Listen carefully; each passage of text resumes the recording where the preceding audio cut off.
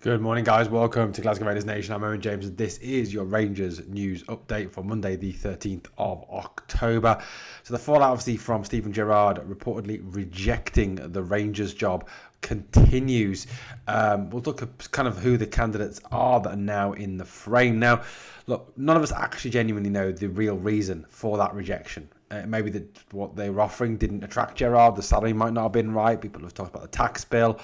I've heard other people talk about the fact that he wanted more control over transfers, more control over running the club, but that obviously doesn't fit the model. And that's kind of what I was getting at with the title this morning. Do we have a bad model that's going to put certain managers off coming to the club? And are we going down the aisle where everybody who we now appoint is going to be a head coach rather than a manager? That this person must be more a coach, less of a stronger personality, less of a figurehead, less of a kind of leader at the top, more a guy who kind of fits in with the system.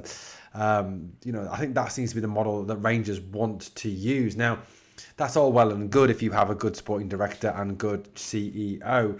I mean, you look at some of the clubs in the English Premier League. Arsenal, Liverpool, for example, both exceptionally well run, both have very good CEOs and very good sporting directors who, can certainly get in the players and get the best out of those, but get the best out of the manager as well. And the manager sort of fits in with that and they can get the best possible managers. I must say I have absolutely zero faith in Patrick Stewart and Kevin Thelwell to run anything. Kevin Thelwell, in my opinion, would struggle to run a bath unless his mum did it for him. And let's face it, his mum is probably his assistant or his secretary or something, and his dad's probably his driver. Let's face it, he's got his son a job. I mean, he's probably got that. I mean, I'm fully expecting his nan to get announced as the next Rangers manager.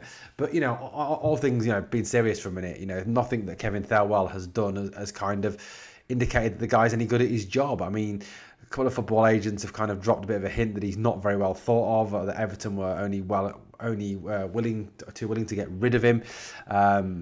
We've kind of got the sort of, B-Tech Ross Wilson. I mean, we've actually got someone who's genuinely worse than Ross Wilson, if that is entirely possible. And it seems that we've kind of done it. It's kind of, let's get a shit CEO, shit CEO and shit sporting director. Rangers, hold my beer, here we go. With the whole process. And I think the model that we've got in place, is not working very well at all. We do need a strong personality at the top of the top of the football club who can run the football club and get the best out of the players and have some control over that. I think that given the model we have, the chances of someone like that coming in will not be happening. I think that's the sort of system that would actually put Derek McInnes off. For those of you who are pro Derek McInnes, I even think Barry Ferguson, and there are some Rangers fans who want us to go back to Barry, would struggle to fit in with the new system and struggle to kind of toe the line with the new system. One of the frontrunners for the job at present is this man here, Danny Röhl, the former Sheffield Wednesday manager, former Bayern Munich assistant, former German national team assistant. He seems to be one of the top sort of candidates. Now, he is a head coach. He's not a manager. He's a head coach. He comes from a European system. He's used to kind of been that guy on the training field, the guy that picks the team, the guy that organises the team, the guy that does the coaching, the tactic side of it, doesn't do the player side of it, doesn't do the contract side of it, doesn't do the demanding this player, demanding that player, very much doesn't do that. So that would kind of fit in with the power and control that Thelwell and Stewart seem to have over our club, which is, I think, personally going to absolutely destroy it in the long run. In terms of what Danny Röhl does, he doesn't adhere to any sort of rigid system. He's alternated between three formations. A bit of 3-4-2-1, 4-2-3-1, and 4-5-1. Often adapting his tactics to suit the team that he is playing, which obviously is a step forward on Russell Martin, who was very tactically inflexible, had his system, stuck to that way of playing no matter what.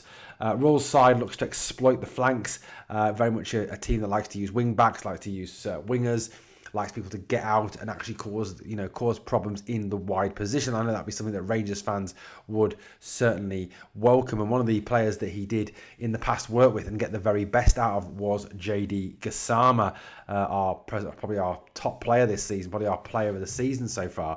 JD Gassama, obviously a player who he has worked with and done a very, very good job with. In terms of his career to this point, and how he's done with his career to this point. Obviously, he's actually had one managerial job, and that was with Sheffield Wednesday, where he averaged around 1.36 points per game. He was manager between 2023 and 2026. In the end, parting company with Sheffield Wednesday over the whole meltdown, around Chancery and just the way that football club is sadly going at this moment in time. He took the club to 20th in his first season, then up to 12th in his second season, which, getting Sheffield Wednesday up to 12th last season was actually an amazing achievement given how bad the club was being run, what was being demanded of him, the players been sold, the whole situation around the club was very toxic and poisonous due to Dejan Chancery. I suppose it's a little bit like it is at our Rangers at the moment, very poisonous and toxic, but perhaps something he would certainly fit in with. Pre to that, he was the assistant manager of the German national team between 21 and 24.